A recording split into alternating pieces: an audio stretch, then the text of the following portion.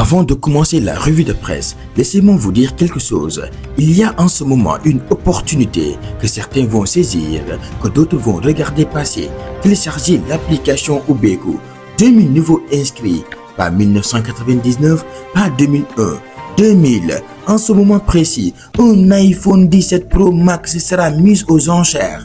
Waouh! Mais attention, ce n'est pas la sens qui décide, c'est la stratégie. Le plus petit montant unique gagne. Certains vont hésiter, d'autres vont télécharger maintenant. La vraie question est simple. De quel côté seriez-vous quand le compteur atteindra 2000? Ubeku, la stratégie qui fait gagner. Place à la revue de presse. Mesdames et messieurs, bonjour. Ce lundi 2 mars 2026 s'ouvre sur un climat chargé, tension politique au sommet de l'État, guerre ouverte au Moyen-Orient après la mort d'Ali Khamenei. Drame au Texas et dans le nord du Sénégal, crispation sociale et avertissements économiques. La presse nationale déroule une actualité dense, parfois lourde, souvent décisive. Prenons le temps d'en dégager les lignes de force. C'est parti, Eitinudam. Le tandem exécutif domine incontestablement les unes.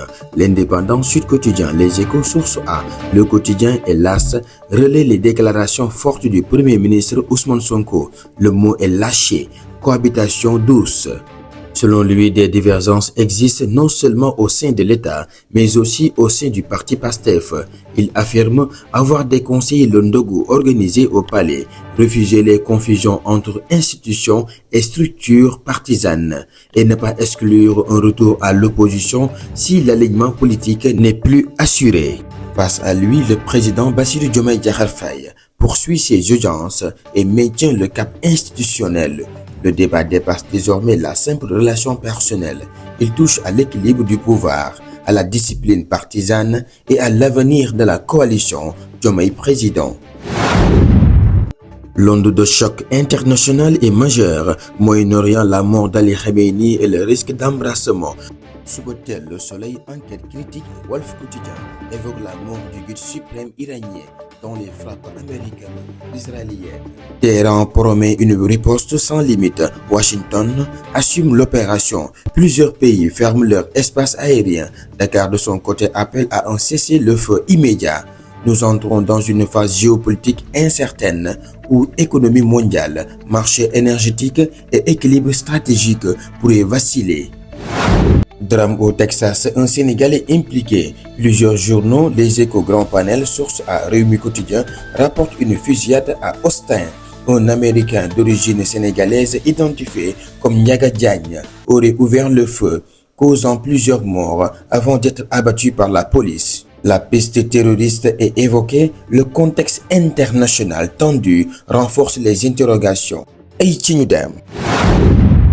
La pression sociale s'intensifie, le collectif Andugesem enclenche un 8e plan d'action dans la santé.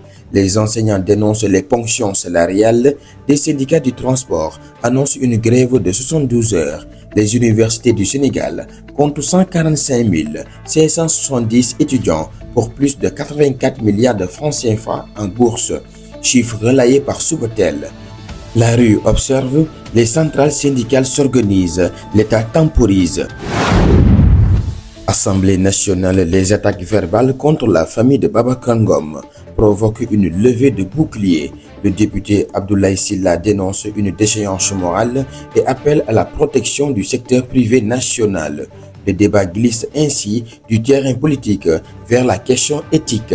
Jusqu'où peut aller la confrontation parlementaire? Place au sport, le Sénégal bat la RDC 75-56 en qualification du Mondial 2027. En Ligue 1, l'AGEL s'installe en tête. Les Lions terminent deuxième lors de la fenêtre FIFA. Dans un contexte lourd, le sport demeure un espace de respiration nationale. Mesdames et messieurs, ce lundi 2 mars 2026 révèle un pays à la croisée des chemins. Un exécutif en quête d'alignement, un Moyen-Orient en feu, une diaspora secouée, un front social sous tension, une économie observée avec prudence. Le mot cohabitation traverse les colonnes, le mot guerre traverser les continents, mais aussi dans ces turbulences demeure une exigence, celle de responsabilité. Car gouverner, ce n'est ni théoriser l'épreuve, ni dramatiser l'instant, c'est tenir la barre lorsque les vents contraires soufflent.